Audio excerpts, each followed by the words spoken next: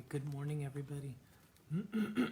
So we had a connection problem earlier, but I thought I would come back on and record this for those of you who are watching this at a later time as well. So today's subject for meditation, Satsang, is Aum, or the light of Aum. So I'd like to share with you some background on Aum and some readings on Aum. So the first thing that we understand with Aum is not only is it a sound, not only is it a sacred symbol, we see it painted on temple walls, we see it in different writings, but it is also a sacred syllable. And since it is a sacred syllable or a bija mantra, it holds the vibrational capacity to create within us a purification, to create within us a change in the way we are vibrating. So when we look at this sacred syllable or mantra, let's look back into some of the historical writings and readings about it. So many of the writings that you see on the syllable mantra Aum describes it as the sound of the omnipotent or the omnipresent ultimate reality, the ultimate consciousness. Now, depending on what lineage you're studying it from, there are different types of nuances. So we see Aum used in Buddhism, Hinduism, Jainism, Sikhism, all sorts of different lineages. And there's even equivalents in other cultural lineages. But when we look at the syllable Aum, most of the time we see in different writings O-M. And for mantra purposes, we use A-O-M, Aum. That's the authentic way of writing Aum in different lineages. And we recognize that there are 3 letters in that. And I'll talk about the practice of chanting Aum and how that works on the human body.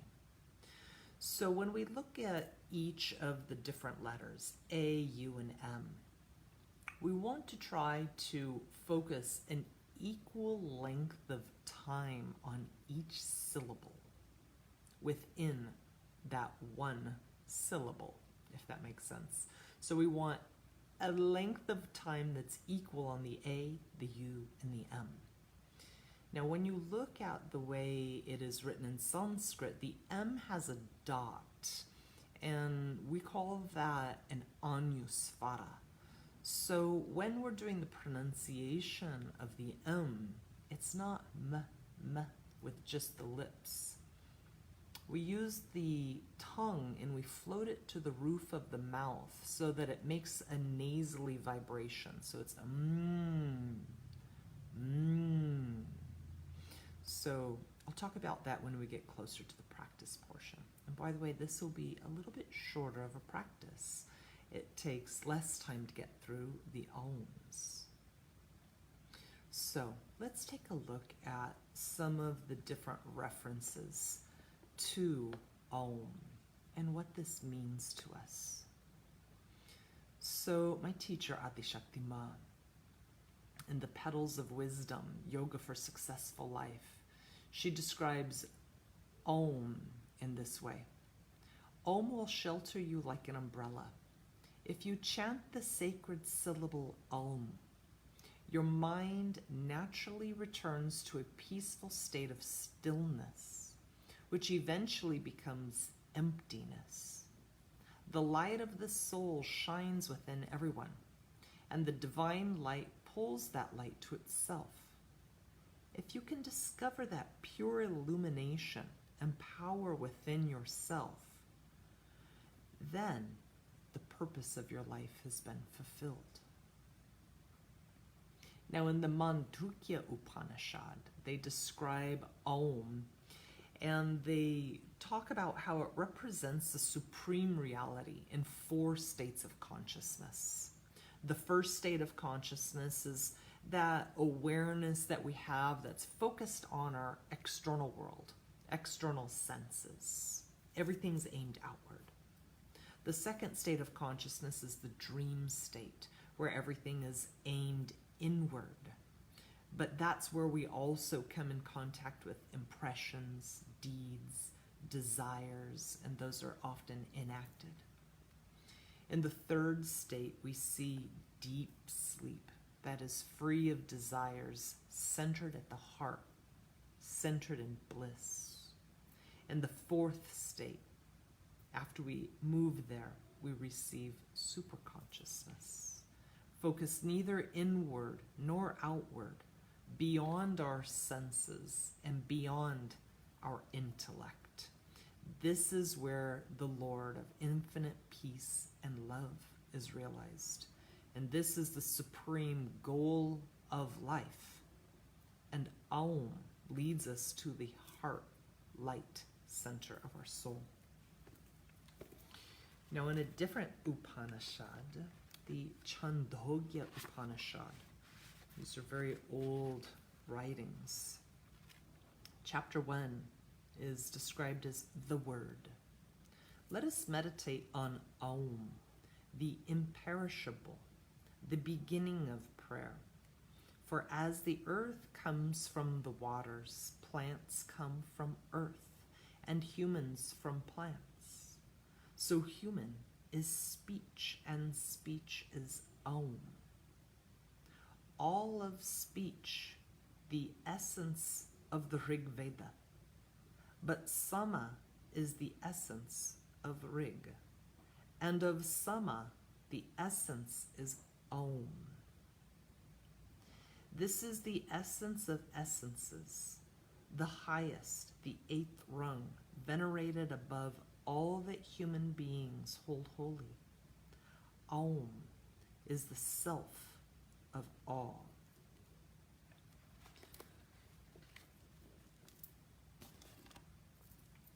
Now, the Bhagavad Gita also makes reference to Aum.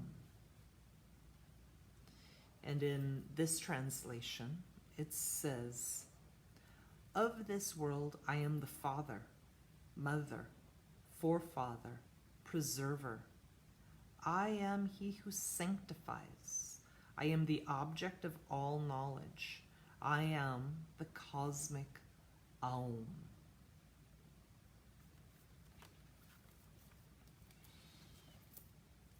Now, when we take a look at Aum before we do the practice, we also recognize these different states of mind being represented by the A, the U, and the M, as I've been sharing. So when we do this practice, we want to use it as a method of purifying and clarifying the way that we are vibrating. You know, we get up in the morning, we go out into the world, right? And we're exposed to all sorts of different vitiations of the mind, disturbances of the mind, disturbances of how we're functioning based off of what we see, what we interpret, what we eat, what we do, who we come in contact with. And all of those different things are vibrations, vitiations. And when we start creating all these warbles of the mind, we come from a place of reaction. Sometimes that is not to our best benefit. So when we do a practice of chanting Aum, we're working to purify our system of the vibrations that have become abnormal. When we're coming from the seat of our heart, the anahata. Anahata means unstruck, a pure state. When we're meditating on Aum, we're drawing that energy from the lower centers of the body, bringing them up to the command center, the third eye center. And when we make these choices in life, when we do different practices, depending on what your lineage is, we want purity of heart and a stillness of the mind so that we're operating from the command center of the soul, not the monkey mind that's become vitiated by everything around it. So, our practice today, and it's an easy practice that you can do, it only takes about 15 minutes. So I will keep track of our count with a mala. If you don't have one, don't worry. And if you don't have one, you can simply place your hands on your thighs in chin mudra. Okay? Or you can count with your fingers, but that's a little bit technical and complicated to explain. So for today's practice, I'll just lead with the mala set. It'll be 108, sacred number, of course.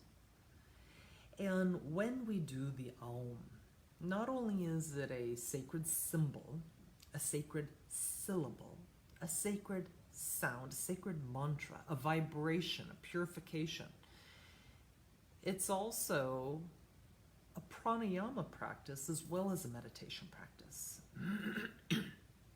Pranayama is a breath method. So when we say the A, we inhale and we soften the belly so that the lungs can expand. And then the U is at the chest center, the heart center. Ooh.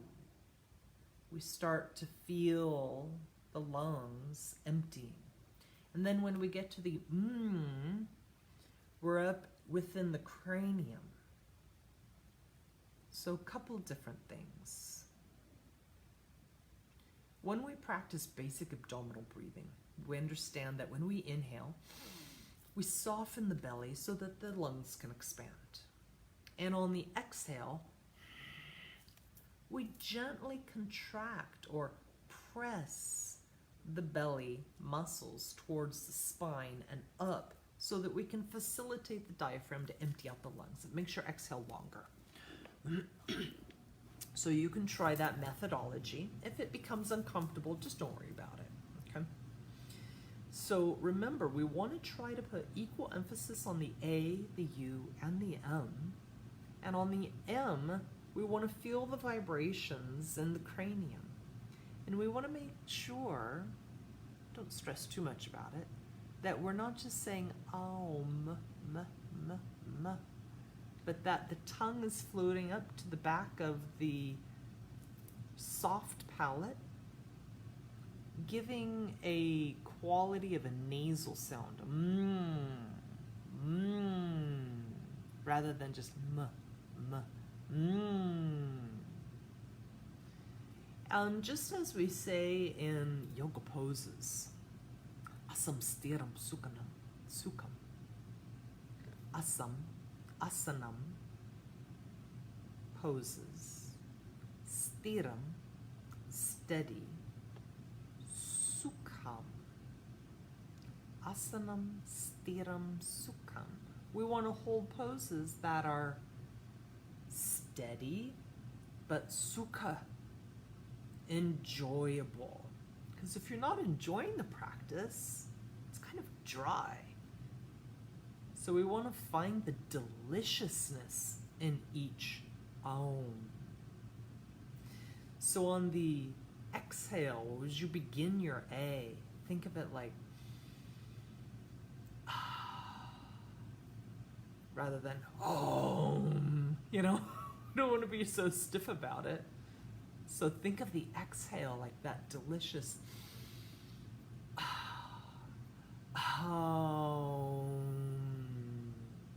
and let the M vibrate a beautiful resonance that brings a smile to the corners of your lips and eyes. Try to find that sukham in it, that yumminess with each one, okay? Also, don't worry about your tone. You can do a whisper. It doesn't have to be a huge Om.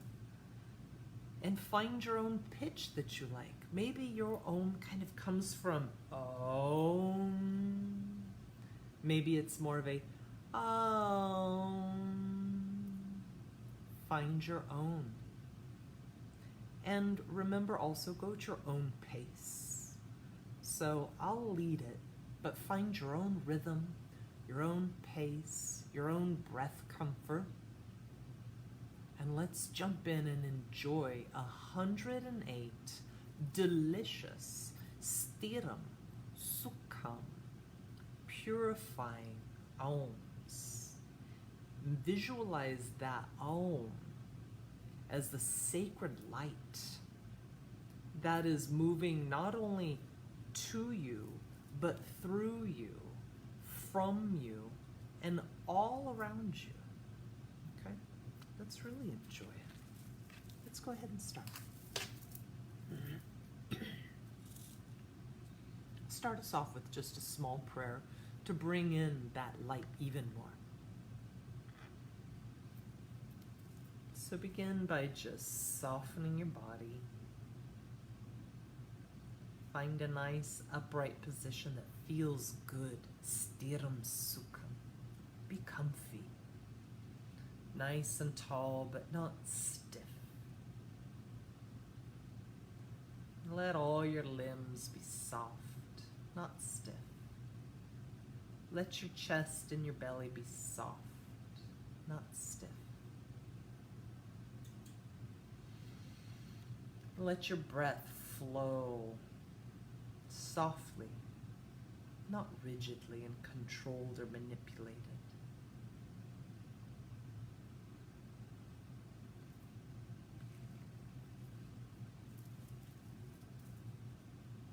Place your hands wherever they're comfortable.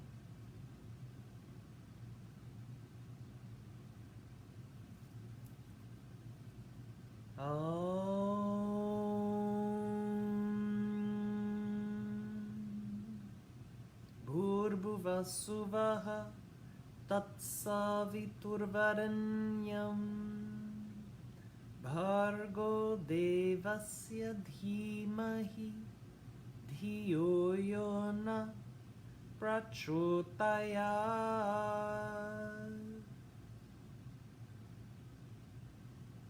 Let's go ahead and begin.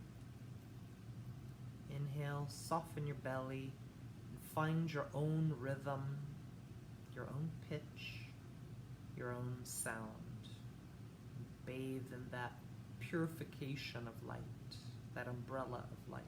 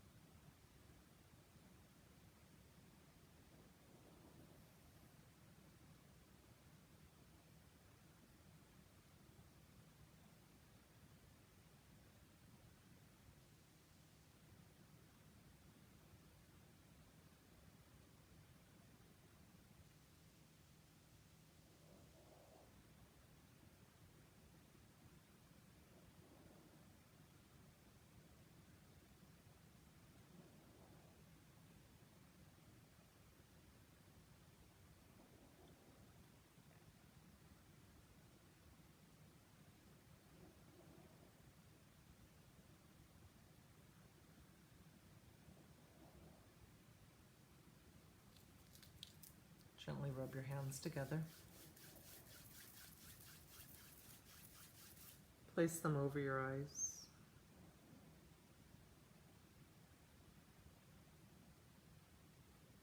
Open your eyes, looking at your palms. And bring your palms away from your eyes.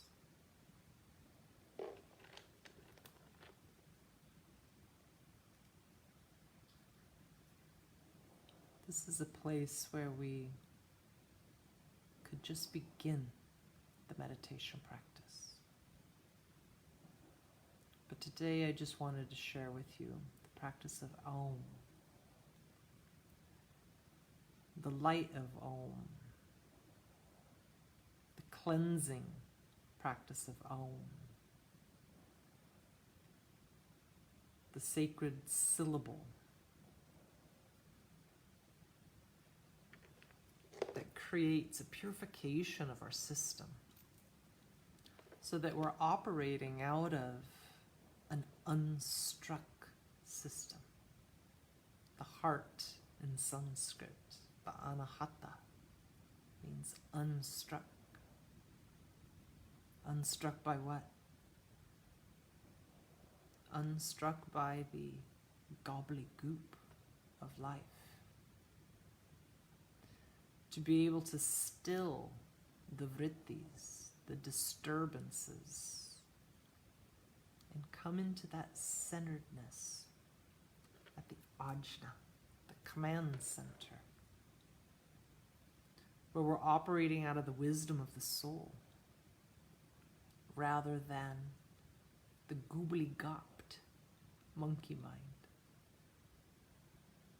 So I encourage you, whenever you need to just sit down and practice Om.